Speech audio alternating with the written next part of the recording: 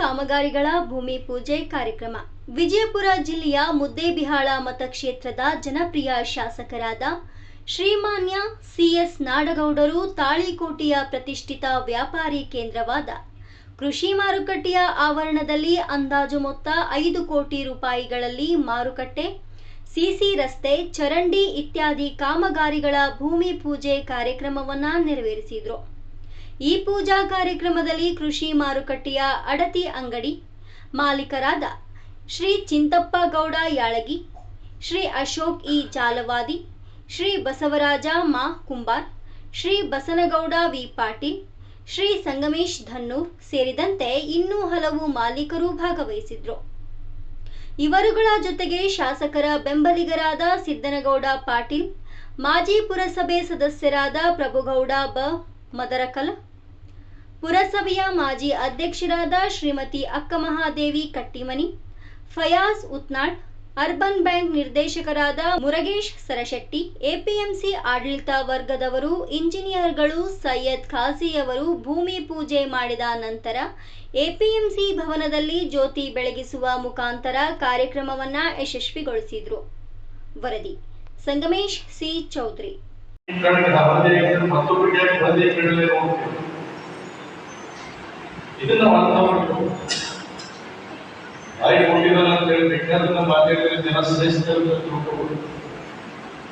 ಅದಕ್ಕೋಸ್ಕರ ಯಾರೇ ಎಷ್ಟೇ ಅಡ್ಡ ಬರಲಿ ಅಪ್ಪಾಜಿ ನಾಡಗೌಡರಿಗೆ ಮಾತ್ರ ಅಭಿವೃದ್ಧಿ ಕುಂಠಿತ ಆಗಲಿಕ್ಕೆ ನಾನು ಎಂದೂ ಕೂಡ ಬಿಡೋದಿಲ್ಲ ಅಂತ ಹೇಳಿ ಸ್ವತಃ ಮಾಡಬೇಕು. ಅಭಿವೃದ್ಧಿಯಲ್ಲಿ ನಾನು ಸಹಿಸೋದಿಲ್ಲ, ರಾಜಕಾರಣ ಸಹಿಸೋದಿಲ್ಲ.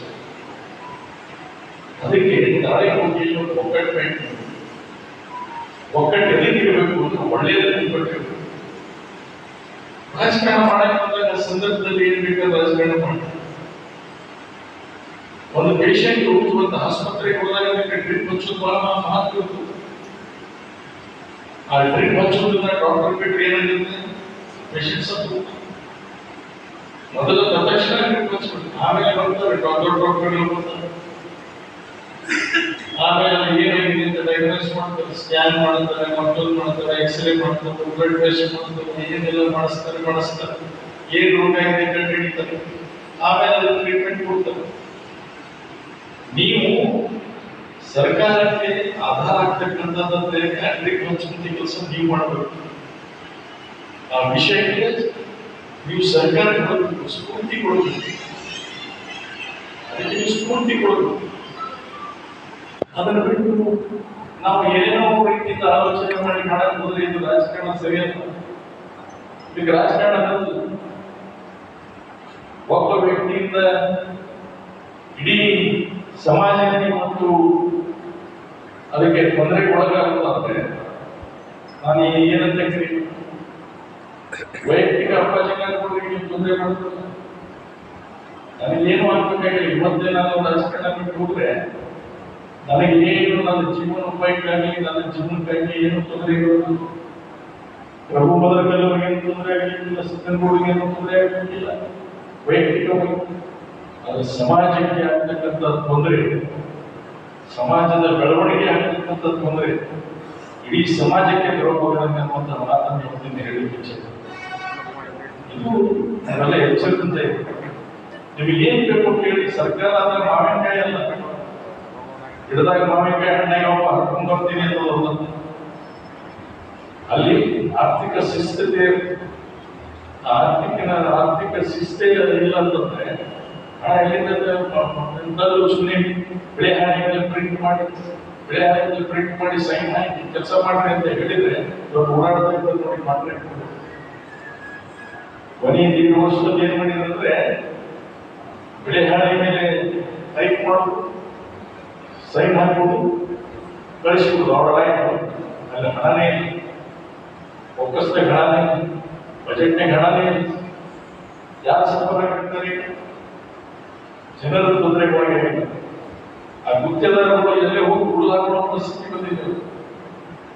ಗುತ್ತಿಗೆದಾರರು ಹೋಗಿ ಎಷ್ಟೋ ಜನರು ಸಾಯುವಂತ ಪರಿಸ್ಥಿತಿ ಬಂದಿದೆ. ಯಾಕಂದ್ರೆ ಬಜೆಟ್ ನಲ್ಲಿ ದುಡ್ಡೇ ಇಲ್ಲ. ಇವರಲ್ಲಿ ಏನು ಯಥೇಚ್ಛವಾಗಿ ದುಡ್ಡು ಕೊಡ್ಕೋತ ಯಥೇಚ್ಛವಾಗಿ ದುಡ್ಡು ಕೊಡ್ತಾರೆ. ಇವೆಲ್ಲ ಅದಕ್ಕೆ ಹೇಳ್ತೀನಿ, ಇದು ಅಶಿಸ್ತಿನಿಂದ ನಡೀತಕ್ಕಂಥ ಸರ್ಕಾರ. ಅದರಲ್ಲಿ ಸಿದ್ದರಾಮಯ್ಯ ಅಂತೀನಿ, ನಾನು ಜೋಬಿಂದ ಬೇಕಾದ್ರೆ ದುಡ್ಡು ಕೊಡ್ತೀನಿ, ನೀವೆಲ್ಲರ ದಾನ ಧರ್ಮ ಬೇಕಾದ್ರೆ ನನ್ನ ಕಡೆ 2 ಲಕ್ಷ 3 ಲಕ್ಷ ತಗೋಬೇಕು, ಆದ್ರೆ ಬಜೆಟ್ ಇಂದ ಕೂಡ ನನಗೆ 1 ರೂಪಾಯಿ ಕೊಡಕ್ಕಾಗೋದಿಲ್ಲ ಅಂತ.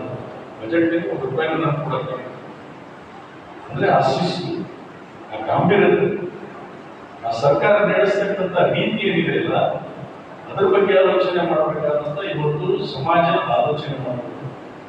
ಅದಕ್ಕೆ ನಾನು ಬಹಳ ಮಾತಾಡಲಿಕ್ಕೆ ಹೋಗೋದಿಲ್ಲ. ನಿಮ್ಮ ಜೊತೆ ನಾನಿದ್ದೇನೆ. ನಿಮ್ಮ ಮತಗಳ ಒಂದು ಶಕ್ತಿಯಿಂದ ಇವತ್ತು ನಾನು ಶಾಸಕನಾಗಿ ಮುಂದಿದ್ದೇನೆ. ಇನ್ನ 2 ವರ್ಷ ಇದೆ ಸರ್ಕಾರ. ಇನ್ನು 2 ವರ್ಷದಲ್ಲಿ ಏನ್ ಬೇಕು, ಅಭಿವೃದ್ಧಿಗೋಸ್ಕರ ಏನ್ ಬೇಕು ಅನ್ನೋದನ್ನ ಆಲೋಚನೆ ಮಾಡೋಣ. ಎಲ್ಲರೂ ಸೇರಿ ಅದ್ರ ಬಗ್ಗೆ ಚಿಂತನೆ ಮಾಡೋಣ. ಅದು EPMC ಆಗಿರ್ಬೋದು ಅಥವಾ RDPR ಆಗಿರ್ಬೋದು, ಗ್ರಾಮೀಣ ಅಭಿವೃದ್ಧಿ ವಿಷಯವಾಗಿರ್ಬೋದು, ಮೂಲಭೂತ ಸೌಕರ್ಯ ವಿಷಯವಾಗಿರ್ಬೋದು, ಮತ್ತೊಂದು ಇನ್ನೊಂದು ಏನಾದರೂ ಸರ್ಕಾರದಲ್ಲಿ ಯೋಜನೆಗಳಾಗಿರ್ಬೋದು, ನೀರಾವರಿ ಯೋಜನೆಗಳಾಗಿರ್ಬೋದು, ಅಂತ ಅದೇನರ ಮತ್ತೆ ಕೂತು ಚರ್ಚೆ ಮಾಡಿ ಏನಿದೆ ಸತ್ಯತೆ ಏನಿದೆ ಅನ್ನೋದು ತಿಳ್ಕೊಳ್ಳೋ ಪ್ರಯತ್ನ ಮಾಡೋಣ. ಪ್ರಸಂಗದಲ್ಲಿ ನಿಮ್ಮನ್ನೇ ನಾನು ಕರ್ಕೊಂಡು ಹೋಗ್ತಿರ್ಬೇಕು, ಮಂತ್ರಿಗಳನ್ನು ಭೇಟಿ ಮಾಡಿಸ್ತೀನಿ, ಏನಿದೆ ಅನ್ನೋದನ್ನು ಚರ್ಚೆ ಮಾಡೋಣ, ಜೊತೆ ಕೂತ್ಕೊಂಡು. ನಾವೇ ಇಲ್ಲಿ ಏನಪ್ಪ ಅಂದ್ರೆ ನಾನು ಒಂದು ಹೇಳಿಕೆ ಕೊಟ್ಟಿ, ನೀವು ಒಂದು ಹೇಳಿಕೆ ಕೊಟ್ರಿ, ಮತ್ತೊಂದು ಹೇಳಿಕೆ ಕೊಟ್ರಿ ಅನ್ನೋದ್ರಿಂದ ಅಭಿವೃದ್ಧಿ ಆಗ್ಲಿಕ್ಕೆ ಸಾಧ್ಯ ಆಗೋದಿಲ್ಲ. ಅದಕ್ಕೆ ಸರ್ಕಾರ ನಿಮ್ಮದಿದೆ. ಈ ಸರ್ಕಾರ ಇವತ್ತು ಹೊಸ ಸರ್ಕಾರ ರಚನೆ ಇದೆ. ಈ ಹೊಸ ಸರ್ಕಾರದಲ್ಲಿ ಇವತ್ತು DK ಶಿವಕುಮಾರ್ ಒಬ್ಬ ಬಹಳ ಚತುರ ಮತ್ತು ಆಡಳಿತದಲ್ಲಿ ಆಡಳಿತ ಒಂದು ದಕ್ಷತೆ ಇರ್ತಕ್ಕಂಥ ಒಬ್ಬ ಮುಖ್ಯಮಂತ್ರಿಯನ್ನು ಮತ್ತೆ ಕಾಂಗ್ರೆಸ್ ಪಕ್ಷ ಇವತ್ತು ಆಯ್ಕೆ ಮಾಡಿದೆ. ಶಾಸಕರೆಲ್ಲರೂ ಕೂಡ ಆಯ್ಕೆ ಮಾಡಿದ್ದಾರೆ. ಅವರಿಂದ ಕೆಲಸವನ್ನು ಪಡಿತಕ್ಕಂಥದ್ದಕ್ಕೆ ನಾವು ಮುಂದಾಗೋಣ. ನಿಮ್ಮ ಜೊತೆ ನಾವು ಇದ್ದೇವೆ ಅಂತ ಮಾತನ್ನ ಈ ಸಂದರ್ಭದಲ್ಲಿ ಹೇಳ್ತಾ, ತಾಳಿಕೋಟಿ EPMC ಕೊನೆಯದಾಗಿ ಮಾತನ್ನು ಹೇಳ್ತಾರೆ. ತಾಳಿಕೋಟಿ EPMC, ಮುದ್ದೇಬೇಳೆ EPMC 4 ಒಳಗೆ ನಿಂತು ಈ EPMC ಬೇರೆಪಡಿಸಿದೆ. ಇದನ್ನು ಬೇರೆಪಡಿಸಿದೆ. ತಾಳಿಕೋಟಿ EPMC ನೋಟಿಫಿಕೇಶನ್ ಆಗಿದೆ, ಬೇರೆ ಅಂತ ಆಗಿದೆ. ಯಾಕಂದ್ರೆ ತಾಲೂಕ ಬೇರೆ, ತಾಲೂಕನ ಬೇರೆ, ಬೇರೆ EPMC ನಿಮ್ಮ ಸ್ವಂತ ಇಂಡಿಪೆಂಡೆಂಟ್ ಫಂಕ್ಷನಿಂಗ್ ಇರ್ತಕ್ಕಂಥ ಒಂದು EPMC ಅನ್ನೋದಿಲ್ಲ.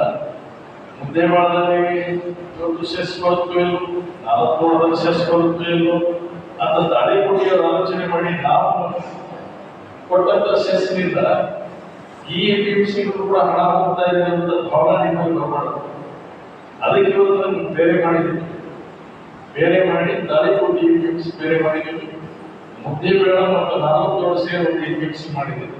ಅಂದ್ರೆ ಅಲ್ಲಿ ವಹಿವಾಟು ಹೆಚ್ಚಾಗಲಿ, ಅವರು ಕೂಡ ಪೈಪೋಟಿಯಲ್ಲಿ ಬರಲಿ. ತಾಳಿಕೋಟಿ ಯಾವ ರೀತಿಯಾಗಿ EPMC ನಡೆಸ್ಕೊಂಡು ಹೋಗ್ತಾ ಇದ್ದಾರೆ, ಈ ಮಾರುಕಟ್ಟೆಯಲ್ಲಿ ಯಾವ ರೀತಿಯಾಗಿ ವ್ಯಾಪಾರ ಮಾಡ್ತಾರೆ, ಆ ರೀತಿಯಲ್ಲಿ ನಾವು ಕೂಡ ಅದನ್ನು ಮಾಡಬೇಕು ಅನ್ನೋದಕ್ಕೋಸ್ಕರ ಅವರು ಕೂಡ ಒಂದು ಉತ್ಸಾಹದಿಂದ ಕೆಲಸ ಮಾಡಲಿಕ್ಕೆ ಪ್ರಾರಂಭ ಮಾಡಲಿ ಅಂತ ಈಗಾಗಲೇ ಮಾಡಿದ್ದೀವಿ. ಸದ್ಯದಲ್ಲಿ ಅದಕ್ಕೆ ಬಾಡಿ ಕೂಡ ರಚನೆ ಆಗುತ್ತೆ. ಬಾಡಿ ಕೂಡ ರಚನೆಯಾಗಿ ನಿಮ್ಮೆಲ್ಲರ ಸೇವೆಗೆ ಒಳ್ಳೆ ಕೆಲಸ ಮಾಡತಕ್ಕಂಥ ವ್ಯಕ್ತಿಗಳಿಗೆ ಆ ಒಂದು ಕಮಿಟಿಯಲ್ಲಿ ನಾವು ಹಾಕ್ತೀವಿ ಅನ್ನುವಂಥ ಮಾತನ್ನು ಹೇಳ್ತಿದ್ದ ಸಂದರ್ಭದಲ್ಲಿ ಹಾಕಿ EPMCಗಳನ್ನ ನಿಮ್ಮ ಸೇವೆಗೋಸ್ಕರ ಇದ ಮೇಲೆ ತಾಳಿಕೋಟಿ EPMC ಅಂದ್ರೆ ಇಡೀ ಮುದ್ದೇಬೇಳ ತಾಳಿಕೋಟಿ 4 ಸೇರಿ ಒಂದು EPMC ಗೊತ್ತಿಲ್ಲ. ಇವತ್ತಿನಿಂದ ತಾಳಿಕೋಟಿ EPMCನೇ ಬೇರೆ, ಮುದ್ದೇಬೇಳ 4 ಬೇರೆ. ಅದಕ್ಕೆ ನಿಮ್ಮೆಲ್ಲರ ಸರ್ಕಾರ ಇದೆ ಅಂತ ನಾನು ಹೋಗ್ತೇನೆ. ಎಲ್ಲರ ಸರ್ಕಾರ ಇದೆ, ಎಲ್ಲರ ಸರ್ಕಾರ ಒಂದು ಹೆಚ್ಚು ಕಾಂಪಿಟೇಷನ್ಸ್ ಪ್ರಾರಂಭ ಆಗುತ್ತೆ. ಒಂದು ಕಾಂಪಿಟೇಷನ್ ಪ್ರಾರಂಭ ನನ್ಗೆ ಗೊತ್ತಿದೆ. ಅತಿ ಹೈಯೆಸ್ಟ್ ಸೆಸ್ ಕೊಡೋದು ನಿಮ್ಗಿಂತ ಹೈಯೆಸ್ಟ್ ಸೆಸ್ ಕೊಡೋದು ನೀವೇನು ಹೈಯೆಸ್ಟ್ ಸೆಸ್ ಕೊಡ್ತೀವಿ ಆ ಡೆವಲಪ್ಮೆಂಟ್ ಬೇಕಾಗುತ್ತೆ. ಈಗಾಗಲೇ ಹೇಳಿದ್ರು 2.5 ಕೋಟಿ ರೂಪಾಯಿ ನಾವು ಡೆವಲಪ್ಮೆಂಟ್ ತಗೊಂಡಿದ್ದೀವಿ, ಸೆಸ್ ಕೊಟ್ಟಿದ್ದೀವಿ ಅಂತೇಳಿ. ನಿಮ್ಮ ಹಣ ನಿಂತು ಹೋಗ್ಬೇಕು, ಮಾಡ್ತೀವಿ. ಮತ್ತು ಇವತ್ತು ವಿಶ್ವದಲ್ಲಿ ಇರ್ತಕ್ಕಂಥ EPMCಗಳ ಮಾರುಕಟ್ಟೆಗಳು ಯಾಕೆ ಇರಬೇಕು, ಆ ಮಟ್ಟಕ್ಕೆ ತರುವುದರಲ್ಲಿ ಏನೇನು ಬೇಕು ಸೌಕರ್ಯಗಳು ಆ ಸೌಕರ್ಯಗಳನ್ನು ಕೊಡ್ಲಿಕ್ಕೂ ಕೂಡ ಮುಂದಾಗುವುದಕ್ಕೋಸ್ಕರ ಅಧಿಕಾರಿಗಳು ಶ್ರಮಿಸ್ತಾರೆ ಅನ್ನುವಂಥ ವಿಶ್ವಾಸ ನನ್ನದಾಗಿದೆ. ಈ ಅಧಿಕಾರಿಗಳು ಕೂಡ ಶ್ರಮಿಸ್ತಾರೆ, ನಾವು ಕೂಡ ಸರ್ಕಾರ ಕೊಡ್ತೇವೆ, ಅವರು ಕೂಡ ಶ್ರಮಿಸ್ತಾರೆ ಅನ್ನುವಂಥ ಭಾವನೆ ಇದೆ. ಬಹಳ ಒಳ್ಳೆಯ ಜನ, ಇಲ್ಲಿ ಜನ ಬಹಳ ಒಳ್ಳೆಯವರು, ಎಲ್ಲ ರೀತಿಯಿಂದ ಸರ್ಕಾರ ಕೊಡ್ತಕ್ಕಂಥದ್ದು. ಇವರು ಎಲ್ಲಿಗೂ ಕೇಳಿರಲಿಲ್ಲ. ಶಿಕ್ಷಣ ಸಂಸ್ಥೆಗಳು ಇವತ್ತು ನಿರ್ಮಾಣ ಆಗಿದ್ದಾವೆ ಇಲ್ಲಿ ತಾಳಿಕೋಟೆಯಲ್ಲಿ. ಇವತ್ತೇನಾದ ಶಿಕ್ಷಣ ಸಂಸ್ಥೆಗಳು ತಲೆ ಎತ್ತಿ ನಿಂತಿದ್ದಾವೆ ಅಂತಂದ್ರೆ ಅದು ತಾಳಿಕೋಟೆ APMC ಮಾರ್ಕೆಟ್ ಕಮಿಟಿಯ ಸಹಾಯದಿಂದಲೇ ಇವತ್ತು ಅವರ ಧನ ಸಹಾಯದಿಂದಲೇ ಇವತ್ತು ತಲೆ ಎತ್ತಿ ನಿಂತಿದ್ದಾವೆ. ಇದನ್ನು ನಾವು ಇತಿಹಾಸ ರಚನೆ ಮಾಡಿದ್ದಾರೆ. ಅವರು ಒಳ್ಳೆಯ ಜನ, ಅದಕ್ಕೆ ನೀವೆಲ್ಲರೂ ಸಹಕಾರಿಯಾಗಿ ಅನ್ನುವಂಥದ್ದು ಹೇಳ್ತೀನಿ. ನನ್ನಿಂದ ಏನು ಸೇವೆ ಮಾಡತಕ್ಕಂಥ ನಮಗೆ ಅವಕಾಶ ಕೊಡ್ತೀವಿ, ಅದು ಖಂಡಿತವಾಗಿ ನಾನು ಮೇಲಧಿಕಾರಿಗಳಿಗಾಗಲಿ ಮಂತ್ರಿಗಳಿಗಾಗಲಿ ಅವ್ರ ಗಮನವನ್ನು ಸೆಳೆದುವ ಕೆಲಸ ಮಾಡ್ತಕ್ಕಂಥದ್ದು ಮುಂದಾಗ್ತೇನೆ ಅಂತ ನಾನು ಈ ಸಂದರ್ಭದಲ್ಲಿ ಹೇಳಿ ಮತ್ತೊಮ್ಮೆ ತಮ್ಮೆಲ್ಲರಿಗೂ ಹೊಂದಿಸಿ ಈ ಅಭಿವೃದ್ಧಿಯೇ ನಮ್ಮ ಮೂಲ ಮಂತ್ರ. ಒಡೆಯರಾಗಿ ಇನ್ನೊಂದು ಹೇಳ್ತೀನಿ, ನಮ್ಮ ಮೂಲ ಮಂತ್ರ ಅಭಿವೃದ್ಧಿಯೇ ನಮ್ಮ ಮೂಲ ಮಂತ್ರವಾಗಬೇಕು, ರಾಜಕಾರಣ ಮಾಡೋದು ನಮ್ಮ ಮೂಲ ಮಂತ್ರ ಆಗಬಾರ್ದು ಅನ್ನೋದನ್ನು ಕೈ ಬಿಟ್ಟು ನಾನು ಮಾತುಗಳನ್ನು